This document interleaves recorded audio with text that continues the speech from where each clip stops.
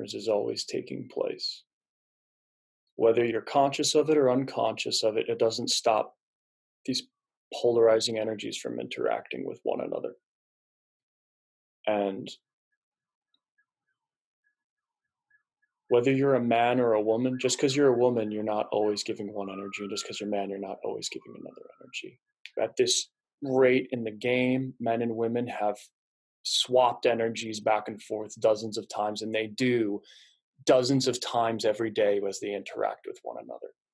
Very, very few human beings lived in a traditional polarized relationship, especially in the Western world. We've liberated ourselves, particularly women, to such a degree that any woman you meet is going to have a highly developed consciousness, alpha qualities, ability to lead, direct, be effective in the world, all these qualities, which are the qualities, Amji, you're mentioning in the women that you used to date.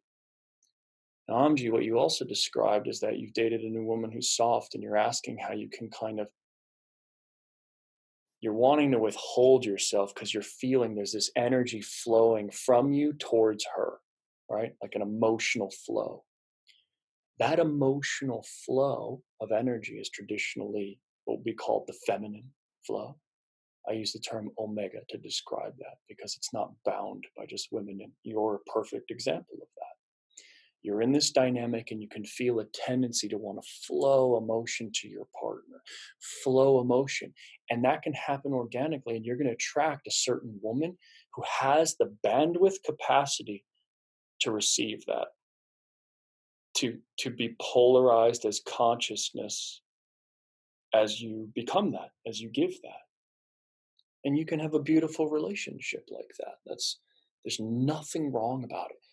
When it becomes a problem is when these patterns are completely unconscious and we're not aware of what's happening. So because you have this emotional tendency to want to flow energy to the other through dialogue or expression, however it is, it attracts a certain kind of woman. Now you have chosen a woman who is not like that. And it sounds like you've done it intentionally. Maybe you've got enough of the alpha woman and you want some omega energy. You want some of that yin, yes, softer, right?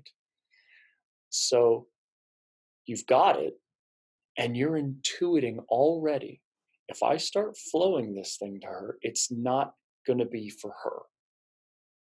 It's not going to be the polarizing engagement that I would like it to be. This is where real, true spiritual growth takes place. Because you're going to have to overcome and transcend your wiring. Remember that neuromuscular armoring and those old habitual patterns we learned in childhood?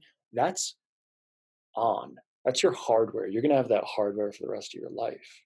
Yeah, that's just. So when you sit down in front of her, you're going to be sitting there and you're going to feel this thing kind of like buzzing inside of you and wanting to kind of spew out and just do it. And every moment you're unconscious, it's going to. It's going to. It's just going to fall out of you, and that's going to start to neutralize your relationship or polarize her into alpha. You might have had this beautiful, omega expression, but just because of your behavior pattern, if she continues to stay in polarity with you, she has no choice but to become consciousness and play alpha. Do you see that? So it's either going to make you guys feel like friends, the friend zone, and she's gonna go, oh, I really like you, but as a friend. Or it's gonna repel her and she's gonna be like, oh, I don't wanna be with this kind of guy. Or she's gonna have to turn into alpha and say, all right, but I'll play this role. And then you will lose out on the quality that you were drawn to in the first place in this relationship. Yeah. This is what we do to our partners. We think like if we get a different partner, it's gonna go differently. But in truth, even if our partner is not feeding into our wounds, we'll relate to them so often in such a way they have no choice but to become the reciprocal of our patterning. And we end up in the same fucking situations again and again. This is very common. Yeah. You're awesome. So what you're going to have to do then, if you really want to do this, is you're practicing presence with her, and she becomes the content of the moment. Now, if she's soft spoken, if she's quiet, her tempo might be much slower than yours, much more delicate. So you're going to want energy to kind of do this thing, but you'll have to hold back and let her energy take the spotlight. Her energy is in the spotlight. So, however quickly she's moving, you're moving slower. However flowing she is, you're stiller. However deep she's breathing, you're breathing deeper. And physiologically, you'll begin to polarize her body just through those techniques. And for you, it's going to feel very artificial. It's going to feel very forced. You might feel mechanical at times. Um, there's this terminology from old world teacher called data bots, or when you do specific practices, you start to become like a robot, like following all of the mechanical pieces. And it's true, you become very robotic until it becomes natural, until it becomes something that you are authentically capable of. So when we practice, it's okay to practice robotically. It's like practicing martial arts. You can practice a punch very robotically.